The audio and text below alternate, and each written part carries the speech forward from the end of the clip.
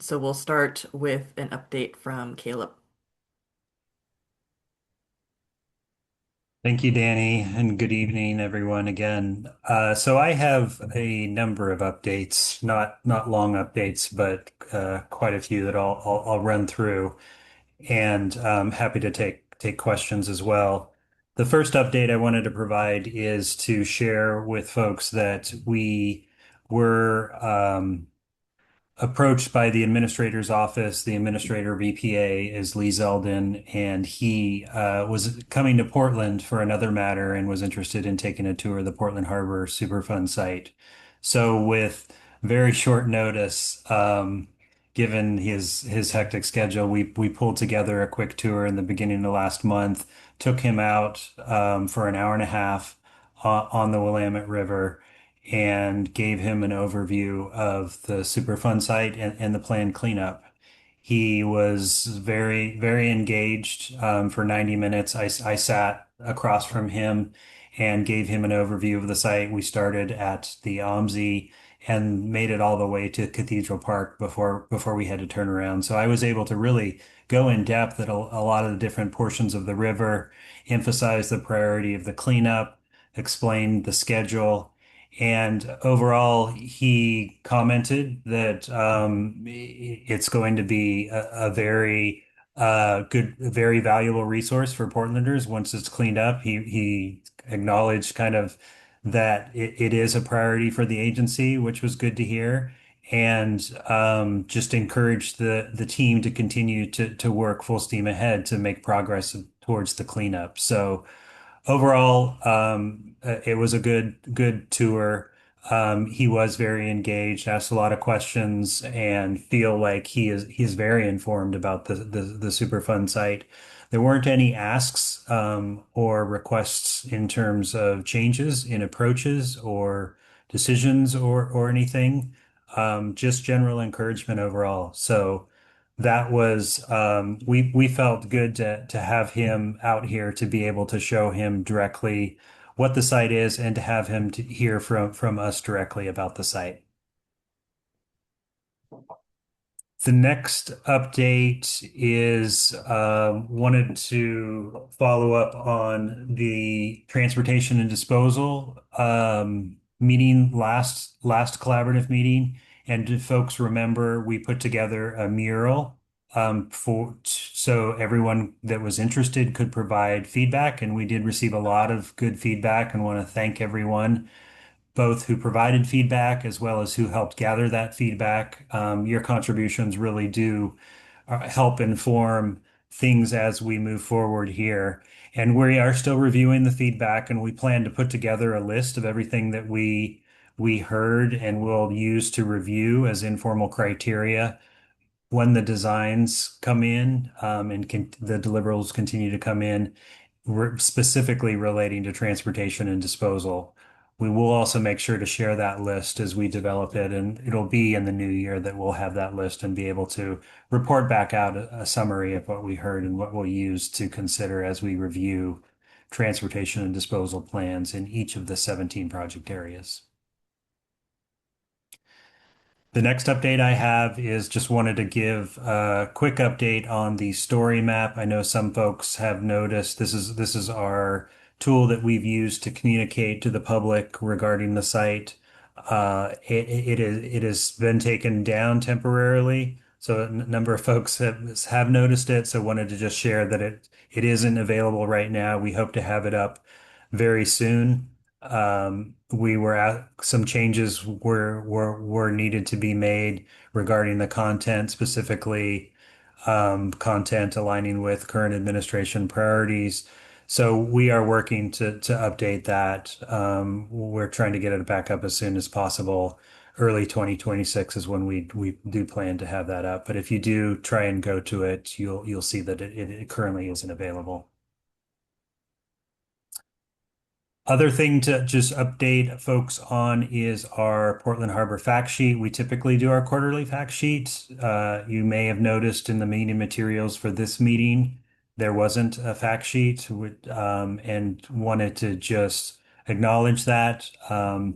We, as I think everyone probably is aware, went through a government shutdown. We weren't able to kind of get together that map and get those updates and get them out. I think many folks know key people just weren't available to get those updates out. We will in the future, though, continue to produce the quarterly map for collaborative meetings. So expect to see one for the next collaborative meeting. And that'll be March of 2026. The next update is with regards to the SKIO redevelopment and reuse work. Just wanted to just keep this on the forefront of folks' mind. This is SKIO is EPA's contractor. We had a presentation here in the past in terms of them supporting us, focusing on habitat. We were initially going to develop a map, and we currently are because Willamette River Keepers is developing that map. We are waiting for them and continuing to support them as that map gets developed to really look at how we can target best our efforts. We have been focusing on specific properties. Folks may have heard of the Stan Herman property. We are looking at targeting other properties as well and developing outreach tools for property owners. So that effort continues to be underway. Next item is the Community Impacts Mitigation Plan. We are working to finalize that. Even though it is a living document, we are providing an update based upon recent input that we received, and it'll be early 2026 that we will have that to share with folks when we have finalized those updates. And finally, the last thing I had, just want to also remind folks that EPA lead remedial design continues in specific areas. The Cathedral Park is one of those areas, and we know that it is incredibly important for community members and has been a priority, and that design continues to make progress. We expect our next big design document, the 60% design, to come out in early 2026. And we will plan to share that with the Willamette River Advocacy Group to coordinate informal community feedback on that document on this project area that we know is a priority for the community.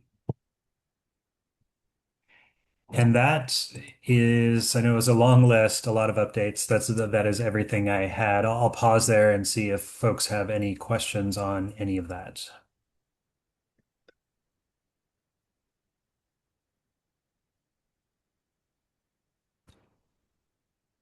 Okay. Well, don't hesitate. Yeah, Doug.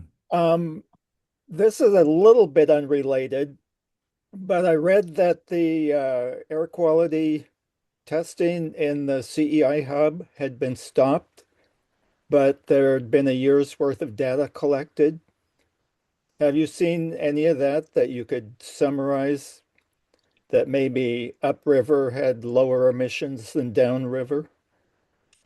Yeah, so for folks that weren't aware, our air program at EPA conducted a year of monitoring at 9 facilities in the critical energy infrastructure hub.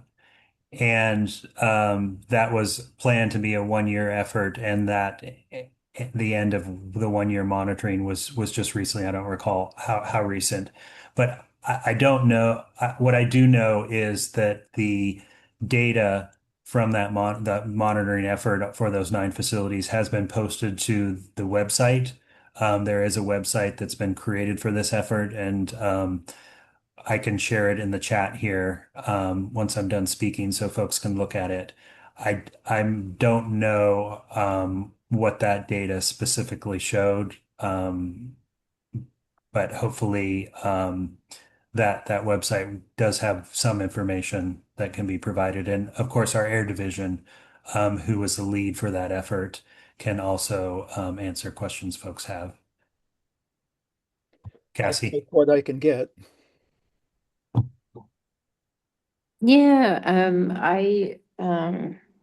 if those results are not intended to tell a story of how, if at all, um, the air quality may be impacting humans, um, then is EPA willing to like work with Oregon Health Authority or a different entity that could help us interpret that um, data from a public health perspective, just to kind of address community concerns or perceptions.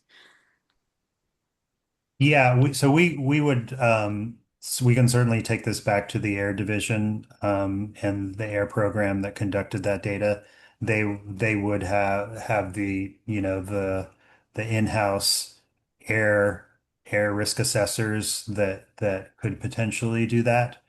Um, so can't answer your question now, but certainly we can take it back and share your question with our air Yeah, program that and would be great, I probably think. set up a conversation.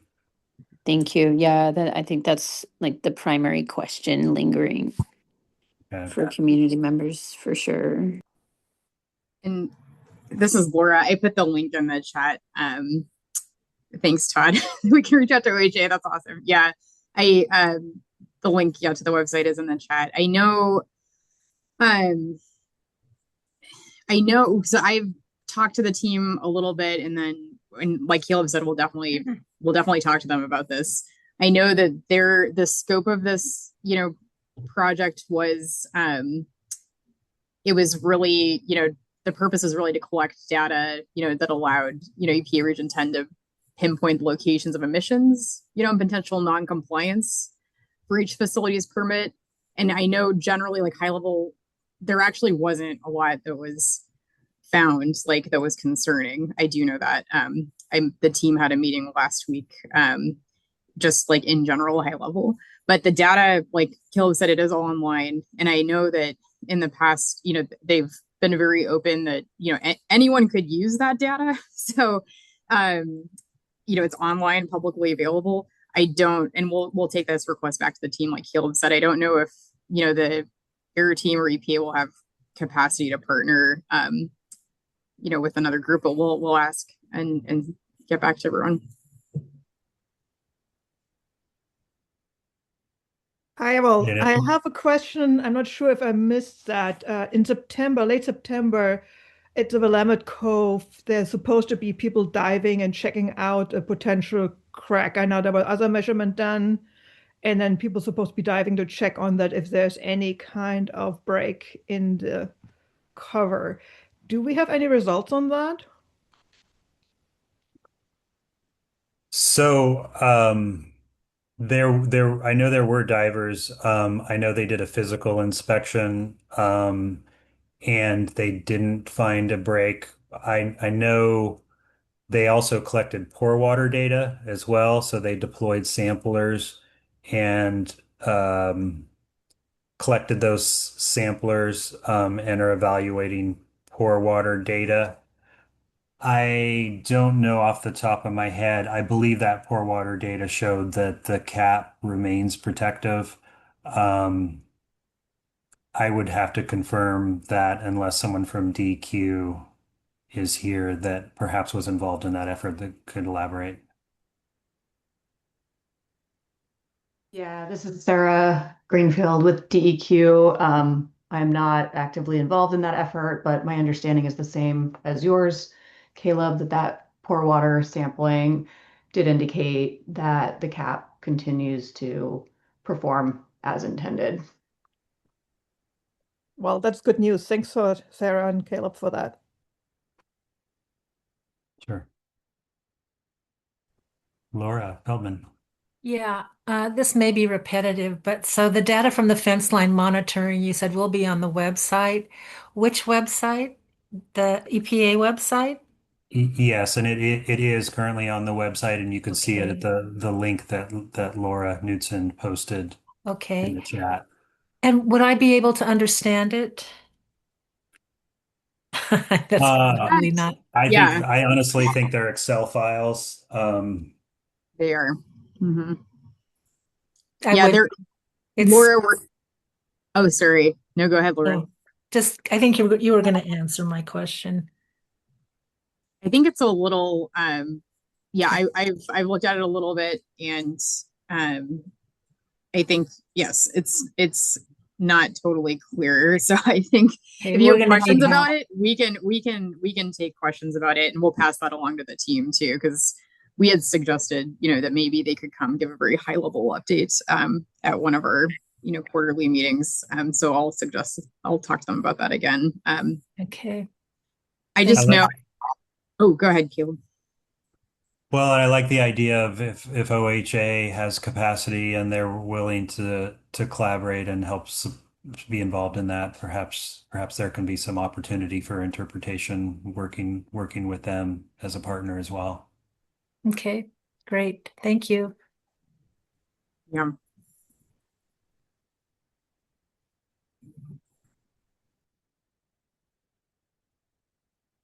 Great. Seeing no more questions, so thank you, Caleb, for those updates, and thanks, folks, for all the good follow-up questions.